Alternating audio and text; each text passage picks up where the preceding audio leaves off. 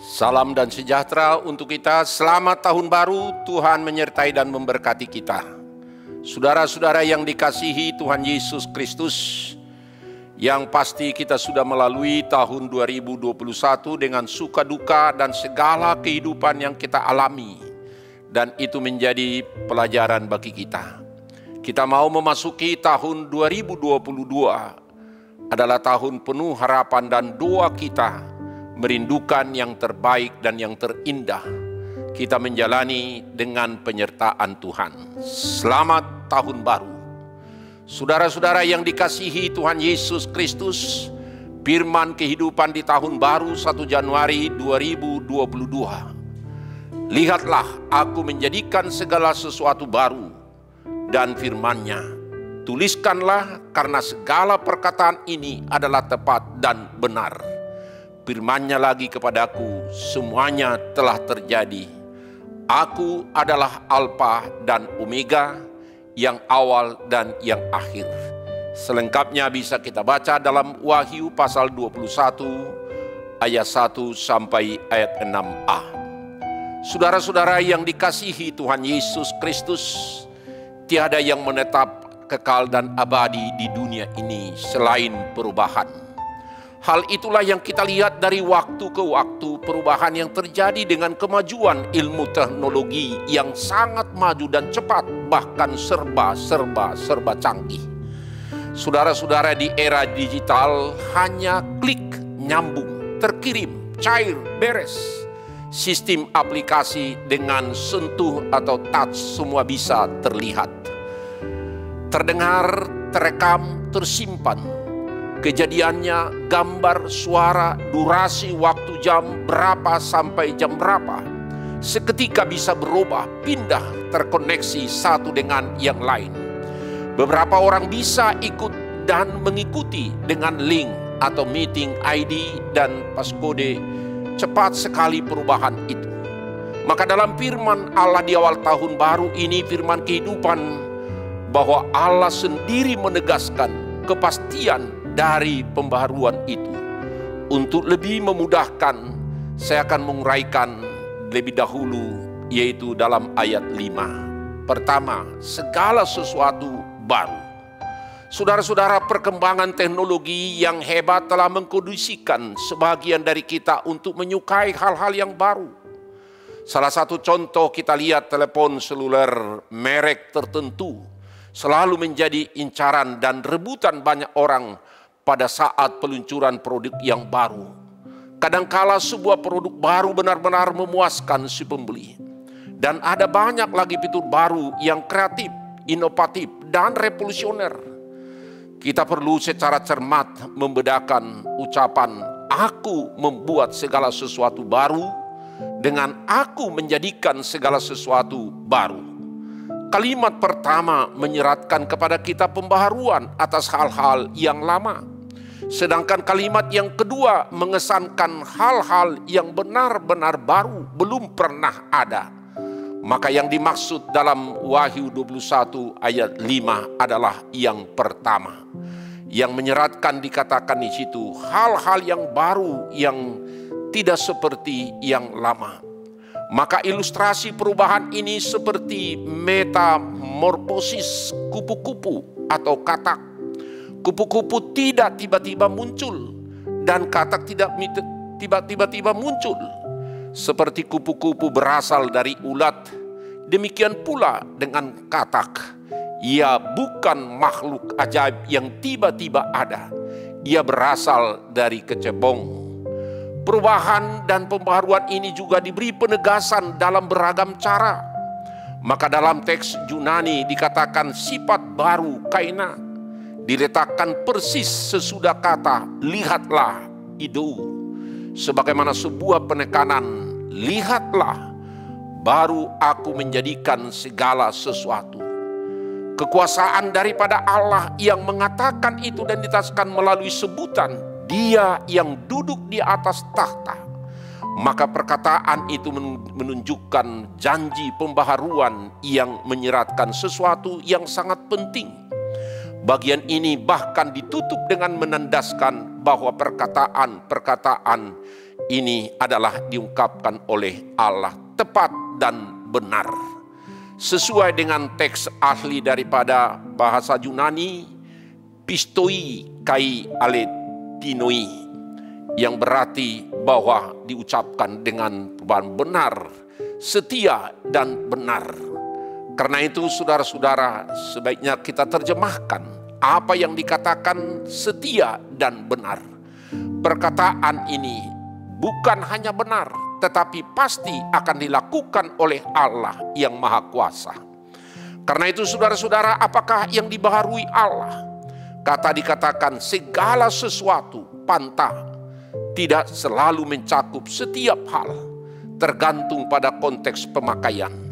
Bagaimana sesuai dengan apa yang dikatakan di dalam kitab Wahyu pasal 25 ayat 1 sampai ayat 5 itu, segala sesuatu. Maka kita pahami secara inklusif, segala sesuatu memiliki cakupan yang benar-benar lebih luas lagi. Allah membaharui seluruh ciptaannya. Maka dikatakan ungkapan langit dan bumi muncul puluhan kali dalam Alkitab. Ungkapan ini sering merujuk kepada seluruh ciptaan Allah, langit dan bumi. Yang baru menyeratkan bahwa pembaharuan yang dilakukan adalah bersifat komprehensif. Pembaharuan itu tidak akan terjadi selama yang lama masih ada. Maka sebab langit yang pertama dan bumi yang pertama tidak ada lagi. Karena itu dikatakan disambung dengan kata sebab. Di dalam ayat berikutnya diindikasikan bahwa ketidakadaan langit dan bumi yang lama merupakan alasan kemunculan langit dan bumi yang baru. Maka dari nats ini kita lihat bahwa adalah ungkapan langit yang baru inilah yang disebut surga, yaitu harapan di masa depan kita sesudah dunia ini akan berubah dan akan kita tinggalkan. Kita juga mempergunakan waktu dan bersama-sama di dalam dunia ini bagaimana kita memang untuk menuju kepada kekekalan bersama dengan Allah. Maka di dalam dunia ini adalah penantian pembaharuan. Bumi yang diperbaharui tersebut tidak memiliki laut pun tidak ada lagi. Maka dalam ungkapan kata laut di dalam teologi kuno adalah merupakan dewa-dewa yang jahat, yang kuat menguasai. Maka kalau dikatakan dalam kitab Wahyu laut juga berkonotasi negatif, maka laut adalah sumber dari binatang yang melawan Allah. Maka tidak akan ada lagi itu di dalam langit dan dunia yang baru. Karena itu saudara-saudara, itu akan terjadi berada dengan langit dan bumi yang baru yang dijadikan oleh Allah. Yang kedua saudara-saudara, Allah membaharui hubungannya dengan umatnya atau kita dengan orang yang berdosa. Maka digambarkan langit yang baru itu adalah Yerusalem baru. Itu menggambarkan kepada orang, bukan bangunan, bukan kota. Tetapi yang ditekankan adalah kumpulan umat Allah atau orang-orang yang hidup di dalam dunia ini. Hal ini terlihat dari semua ukuran detail dan apa yang digambarkan di dalam umat bangsa Israel dan juga orang-orang percaya. Karena itu saudara-saudara, di dalam simbol umat Allah dalam perjanjian lama, gambaran daripada umat Israel, dan juga gambaran juga di dalam perjanjian baru adalah orang-orang percaya. Sama seperti umat Allah adalah kita digambarkan adalah mempelai anak domba Allah. Maka demikian juga gambaran Yerusalem yang baru, berdandan seperti pengantin, itu menggambarkan bahwa adalah orang-orang yang disebut yang telah diselamatkan dan ditebus. Dan itu juga digambarkan oleh Paulus, Yerusalem yang baru adalah kehidupan di akhirat atau kehidupan surgawi. Maka dalam iman dikatakan juga Abraham menantikan kota yang mempunyai dasar yang direncanakan dan dibangun oleh Allah, yaitu gambaran Yerusalem yang baru. Demikian juga di dalam kitab Ibrani menyinggung tentang Bukit Sion, kota Allah yang hidup.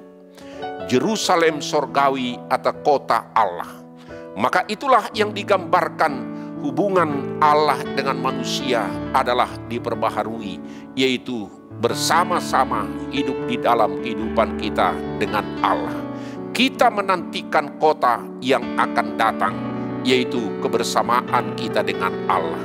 Tidak seperti Yerusalem duniawi atau kota yang baru ini tidak memiliki bait Allah lagi seperti yang kita lihat. Tetapi Allah yang menjadi baitnya, bahwa kita bersama-sama dengan Allah. Allah sendiri berkemah di tengah-tengah umatnya, itu berada di antara kita.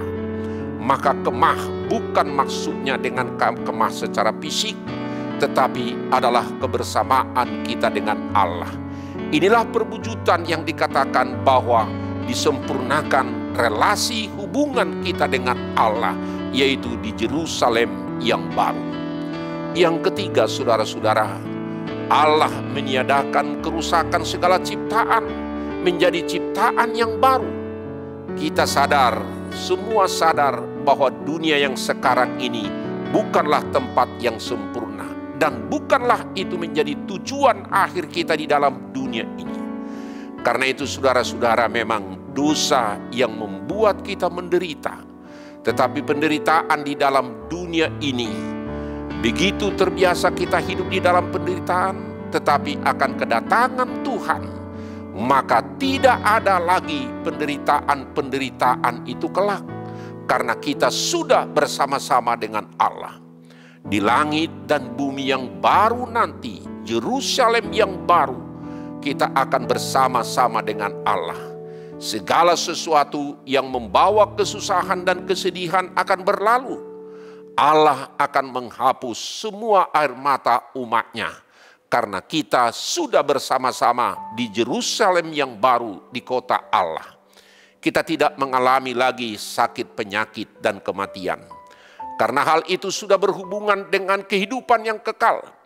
Maka di langit dan bumi yang baru, kita bukanlah di mana-mana dengan roh yang melayang-layang, tetapi kita berada bersama-sama dengan Allah.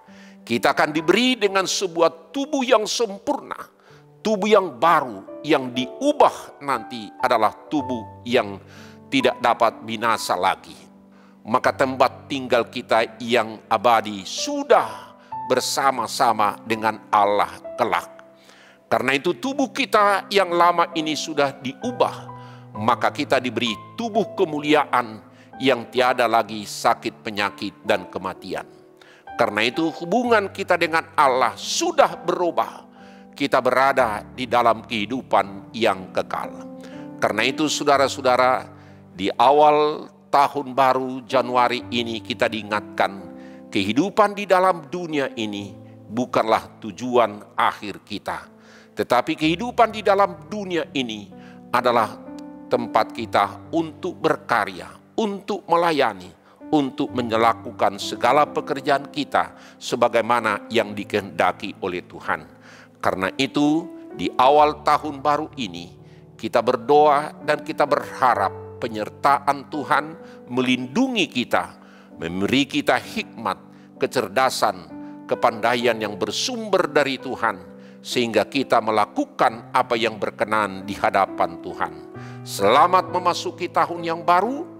Bersama dengan Tuhan, kita memasuki kehidupan yang berkenan di hadapan Tuhan. Tuhan memberkati saudara-saudara di dalam kasih karunia-Nya. Amin. Kita berdoa. Terima kasih Tuhan atas kasih karunia Tuhan dengan firman Tuhan yang mengingatkan kami bahwa Tuhan akan memberikan kepada kami hikmat dan kepandaian yang bersumber dari Tuhan. Karena Tuhan akan memperbaharui segala sesuatu yang ada di dalam dunia ini kelak. Maka hidup di dalam dunia ini adalah tempat kami berkarya, melakukan pekerjaan dan tugas kami masing-masing sebagaimana yang Tuhan kehendaki. Jika Tuhan memberikan hari-hari yang baru untuk kami masuki tahun yang baru ini, berilah kami hikmat yang daripadamu, sehingga kami tahu mempergunakan waktu dan hari-hari kami dengan hikmat yang daripada Tuhan. Karena kami tahu bahwa Allah adalah Alfa dan Omega, yang awal dan yang akhir. Karena itu di awal tahun baru ini kami serahkan seluruh kehidupan kami, doa dan harapan kami. Tuhan senantiasa bersama-sama dengan kami dalam setiap langkah dan kehidupan kami. Amin. Anugerah Tuhan kita Yesus Kristus dan kasih setia Allah Bapa dan persekutuan Roh Kudus kiranya menyertai saudara-saudara sekalian. Amin. Salam dan sejahtera. Tuhan memberkati kita di awal tahun baru ini. Tetap jangan lupa prokes. Salam sehat, tetap sukacita. Amin.